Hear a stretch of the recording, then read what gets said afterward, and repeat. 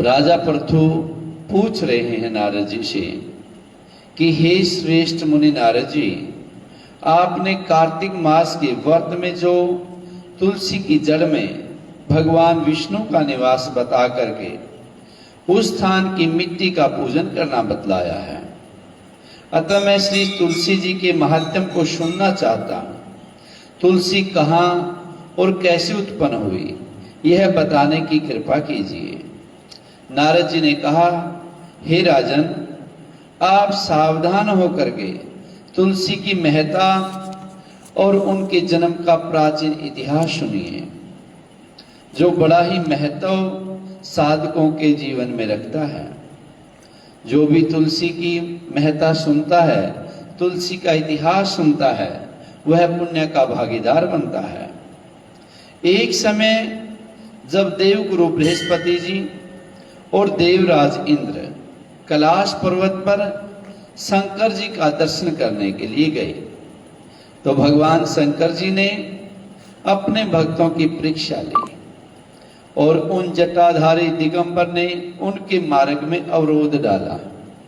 यद्यपि वह तेजस्वी, शांत, लंबी भुजा, चौड़ी छाती वाले, घोर वर्ण और अपने विशाल नेत्रों से युक्त, सिर पर जटाधारे वैसे ही बैठे थे, तथापि उन भगवान शंकर को न पहचान करके इंद्र ने उनका नाम, ध्यान आदि परिचय पूछा और कहा कि शंकर जी अपने स्थान पर हैं या नहीं, या कहीं गए हैं। इस पर उस तपस्वी ने कुछ नहीं कहा, परंतु त्रिलोकीनाथ के ऐश्वर्य से गर्वित होकर के इंद्र कब चुप रहते। उन्होंने क्रोध करके तपस्वी से घुड़क करके कहा, अरे मैं पूछता हूं, तू उत्तर क्यों नहीं देता? मैं अभी तुझे वज्र मारता हूं, फिर देखता हूं कि तू दुर्मति की रक्षा कौन करता है। ऐसे क्रोध हो इंद्र ने यों ही उस दिगंबर को मारने के लिए हाथ में वज्र लिया, त्यों ही भगवान शंकर ने वज्र सहित इंद्र का हाथ स्तंभित कर दिया है और विकराल नेत्र भगवान शंकर ने उसे देखा है।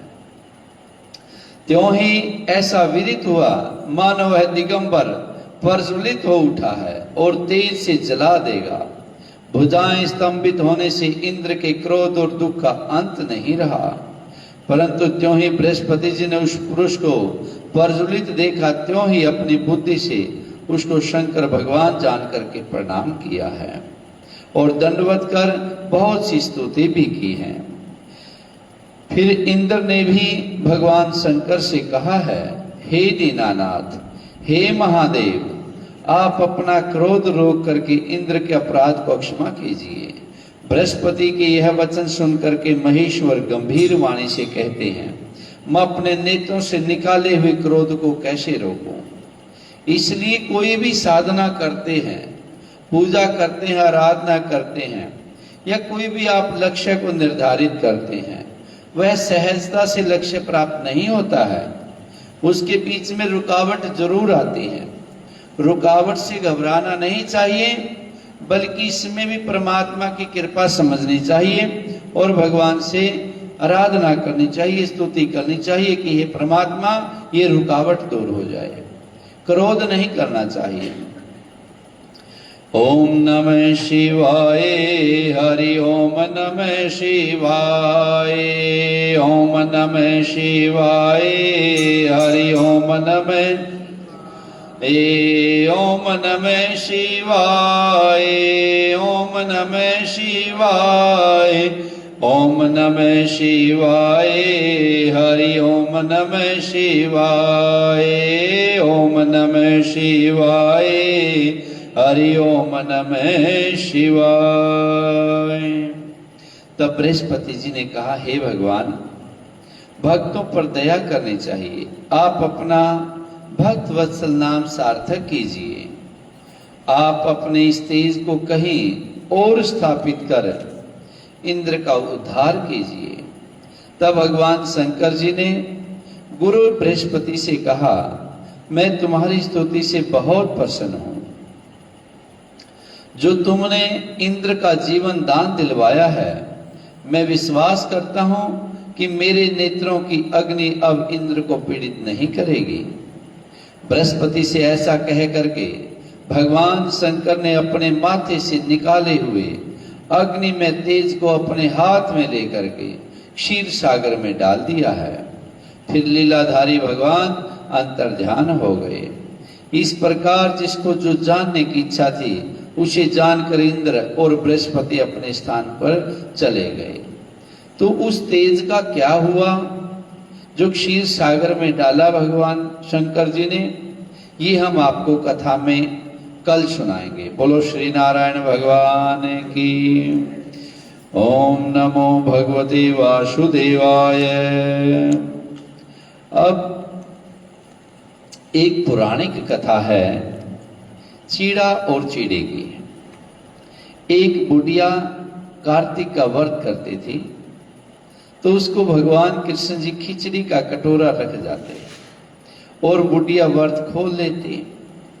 पड़ोसन ने देख करके जलती कि इसका कोई नहीं, फिर भी खिचड़ी इसको खाने से कहाँ मिल जाती है। एक दिन बुढ़िया कार्तिक नहाने गंगा जी गई थी। भगवान आए और खिचड़ी का बेला मकान में रख गए। पड़ोसन ने खिचड़ी का बेला उठा करके मकान के पीछे फेंक दिया। बुढ़ी आई तो खिचड़ी का बेला देखा तो नहीं, देखा तो उसको कहीं मिला नहीं। वह भूखी रही और कहने लगी, कहाँ गई मेरी खिचड़ी, कहाँ गया मेरा बेला। और पीछे में उस खिचड़ी के 2 फूल बन करके उगाए। एक दिन राजा शिकार खेलने गए तो बुढ़िया के घर के बाहर से जा रहे थे, उनको वह फूल दिखाई दिए। राजा फूल तोड़ करके ले गए। रानी ने फूल देख करके सूंघे तो रानी को भगवान की कृपा प्राप्त हो गई और वह गर्भवती हो गई। राजा रानी के कोई संतान पहले नहीं थी। फूल सूंघने से रानी के 2 लड़के पैदा हो गए। वह लड़के बड़े होने लगे पर बच्चे किसी से भी नहीं बोलते थे। दोनों लड़के शिकार खेलने जाते तो रास्ते में बुढ़िया मिलती। बुढ़िया कहती, कहाँ गई मेरी खिचड़ी, कहाँ गया मेरा बेला। लड़के कहते, हम ही तेरी खिचड़ी, हम ही तेरा बेला। जब भी लड़के शिकार खेलने जाते बुढ़िया कहती, लड़के वही जवाब देते। राजा को पता चला। राजा ने बुढ़िया को बुलाया और कहा कि हमसे तो ये बोलते नहीं, तुमसे कैसे बोलते हैं। और बूढ़ी माता ने कहा कि मुझे इस बात का कोई मालूम नहीं, लेकिन मैं कार्तिक व्रत करती हूँ तो कृष्ण भगवान मुझे खिचड़ी दे जाते। तो एक दिन मुझे खिचड़ी नहीं मिली, तब मैं कहने लगी, और कहाँ गई मेरी खिचड़ी, कहाँ गया मेरा बेला। तब लड़के बोले कि तुम्हारी पड़ोसन ने खिचड़ी फेंक दी थी तो उसके फूल बन गए। राजा तोड़ करके ले गया, उससे हम लड़के हो गए। हम में तो भगवान ने बुढ़िया के लिए भेजा है। तब राजा ने बुढ़िया को अपने महल में ही रख लिया। इस प्रकार कहने का भाव जो है वो कार्तिक स्नान करने वालों की रख रखाव की जिम्मेदारी स्वयं भगवान अपने ऊपर लेते हैं। केवल श्रद्धा विश्वास से भगवान का स्मरण करो और कार्तिक स्नान करो। बोलो श्री नारायण भगवान की। अब कमल नेत्र का पाठ करेंगे, नागलीला, और उसके बाद भगवान की जो है आरती करेंगे। जय श्री कृष्ण।